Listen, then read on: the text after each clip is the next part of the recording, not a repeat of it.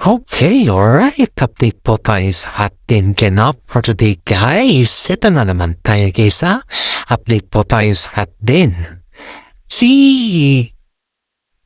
Alden Richard po, guys, ay binigyan ng bulaklak si Catherine Bernardo at ang style kasi ni Alden, guys, dahil hindi naman sila hindi may tampuan sa sira ni Catherine simula nung nagka-issue sila Catherine at saka si Mark, diba? Ang sabi kasi ng management kila Catherine at saka si Mark na itago muna nila yung kanilang relasyon kasi ongoing pa yung Catherine na tambalan. Kasi syempre, guys, isipin mo ito, ongoing pa yung Catherine na tambalan tapos boyfriend ni Catherine si Mark. Ano kaya sa tingin ninyo? Paano kaya? Di ba parang mas pabor sila sa Catherine compared kay Mark, diba? Isipin mo po, guys. At saka talagang pinapakita ni Catherine Bernardo at saka si Alden Richard na very sweet sila at iyon din yung ayaw ni Mark kasi ang feeling kasi ni Mark is nadididma si Catherine dahil doon nadididma siya ni Catherine.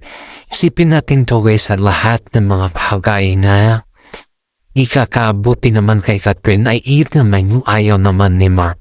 Pero in fairness, si Alden Richard po ay kahit gaano yung naririnig niya, kitang-kita sa kanyang yung excitement. At hindi lamang po excitement, guys, kitang-kita mo rin sa kanya kung gaano niya nirespeto si Catherine Bernardo. Kaya maraming mga fans po ang nagsasabi na si Alden Richard ay napaka-respetable, napaka-guwapo pa, macho, at tigit sa lahat ay marunong siyang rumespeto sa kanyang partner. Ay maraming mga netizen po nasasabi na maswerte sana si Catherine kapag ito yung kanyang magiging asawa. Dadako na naman tayo sa bagong issues, guys, na kung saan po ay si Catherine Bernardo po ay umiyak. Umiyak dahil na-miss daw niya si Tisoy.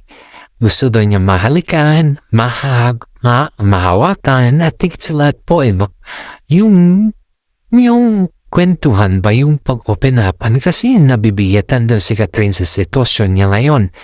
Nalo't nandun pa yung sa punto na lumalayo na si Tisoy sa kanya. Maraming mga netizen pong nagsasabi na bakit lumalayo na si Tisoy sa iyo. Alam naman din natin na si Tisoy ang pinaka-the best para sa iyo, diba? Yan po yung sabi ng mga netizen sa kanya, guys. Pero isipin po natin na yung mga netizen po ang nagsasabi na ano bang nangyayari sa inyo? Bakit kita na lang kadaling iwasan ni Tisoy si Catherine Bernardo? Kaya itong si Catherine, guys, ay umiyak siya at sinabi sa kanyang kaibigan mismo na namimiss niya na si Tisoy. Pero in fairness naman, pag namimiss niya si Tisoy, andyan na naman si Mark. Paano sila magkaroon ng banding? Ang usapan kasi dito, guys, ayan dito sa ating legit na sources wag munang ilantad nila Catherine Bernardo at saka si Mark yung kanilang pag-date kasi nakakasira sa tambalan. Pero bakit may mga resibo pa rin ba? Kasi ang mga management po sinabihan na sila pero hindi lang sila nasasalita. Ewan lang natin, guys, kung anong mayayari. Kung talagang linabas yun, linabas talaga yun para ba sa kanila or sinadya ba nila or ano. Kasi ewan lang natin, hindi naman natin hawak yung kanilang mga pag-iisip Pero in fairness sa ating balita sa ngayon ang ayuda ni Katrina, selos na selos sa isang babae kung saan po ay bit ng ni Alden Richard yung kanyang bag. Ganito pala yun, guys. Kapag lumalayo pala yung isang tao, so dito ka lang pala nakakaramdam ng selos. Pero in fairness naman kay Catherine Bernardo, dito natin tanaman, guys, na nagsiselos rin pala siya sa mga umaaligid kay Alden Richard. Pero in fairness, freshness, napaka-fresh kasi ni Alden, guys. Hindi ka gaya na may iba dyan na alam na this, diba?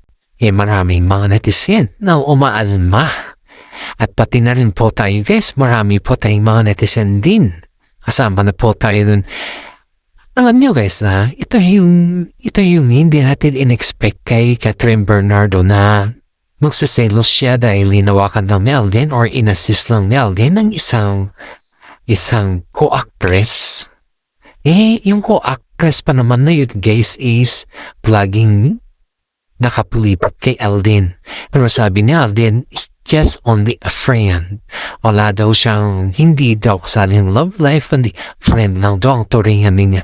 Aba, Alden? Ikaw na ba yan, Alden? Ano ba nangyayari si Alden? Wala nang si Catherine? Aba, may pa-friend ka na naman sa ngayon. Kaya mga fans po ay tuwang-tuwa kay Alden kasi hindi nila in-expect na magsaselos pala si Catherine sa mga bagay-bagay na karoon guys. Ay marami mga netizen po ang sasabi na ganun lang pala kadali po selosin si Catherine eh. Yung hawakan ng niya din yung bag i-assist na hinger. Ganun lang pala. Anong lah, diba? Isipong ba ito guys ha? Yung ang tagal mo ng ka-love team ng tao, hindi mo pa napansin na nagsiselos na siya or something like that. Pero ganun lang pala kadali na napagsilosin si Catherine guys na yung bang napakasimpleng bagay pero tugos pala sa kanyang bupo. Aba, nakakapawa naman tong love team na to. Kaya sana comeback kat din no guys, comeback na. Alden Richards at si Catherine Bernardo, comeback na. Dahil maraming naghihintay sa inyo. Pero in fairness yung actress na to kaysa no actress na to, ramdam niya kung paano magselos si Catherine Bernardo.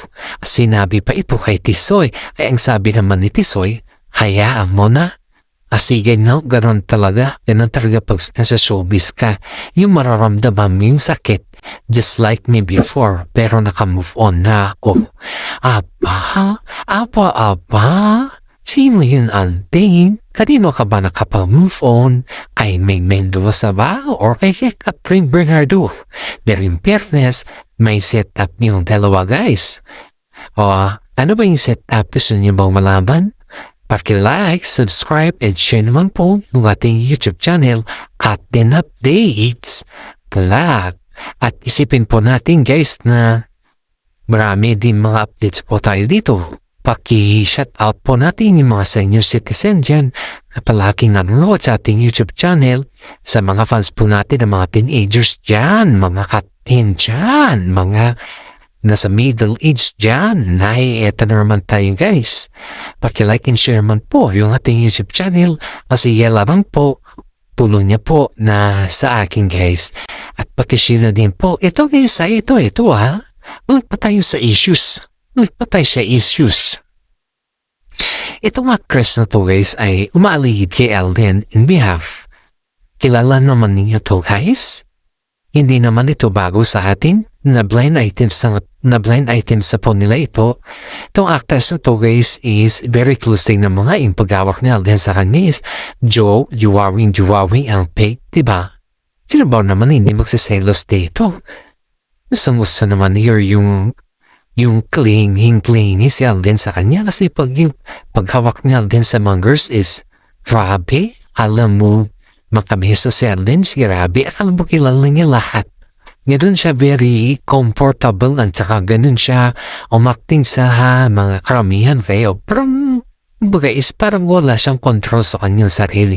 Kaya itong singer guys is sabi ng kaibigan niya, ayun dito sa ating legit na sources may pagtingin talaga ito kay Alden.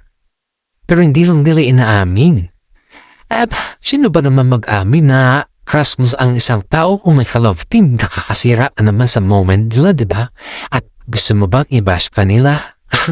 Kaya nga guys, maraming nagtatanong kung bakit hindi nila i-try. Kung maganda itong girl na to, maganda to. It's just only a bagong break-up lang sila ng boylet niya. Na-blind item sa pato guys, ang ganda niya, Miss Tisa. Alam ko ang kilala ninyo to guys, kasi Miss Tisa ito eh. Sobrang sweet niya. May sinasabi ang girl na ito. Kung ikumpara natin kay Catherine, mas may sinasabi ang girl na ito. Si Catherine kasi guys is morena siya. Kita mo naman doon yung talagang pinay na pinay siya. Pero dito sa barato guys ay may mas sinasabi ito. Malaman may laman pa. Pero with fairness dahil love natin mangkat din. Gusto po natin magkaayos yung dalawa. Kaya tulungan niyo po tayo guys na pag-ayusin yung dalawa dahil yun na pala yung dahilan ng kanilang alitan guys is yung hindi nila pagkunawaan guys is yung nagselos na si Catherine dito sa lugar na to. Kaya maraming salamat po. Pakilike and share naman po yung ating YouTube channel. God bless po sa ating lahat at ingat po tayo. Palagi.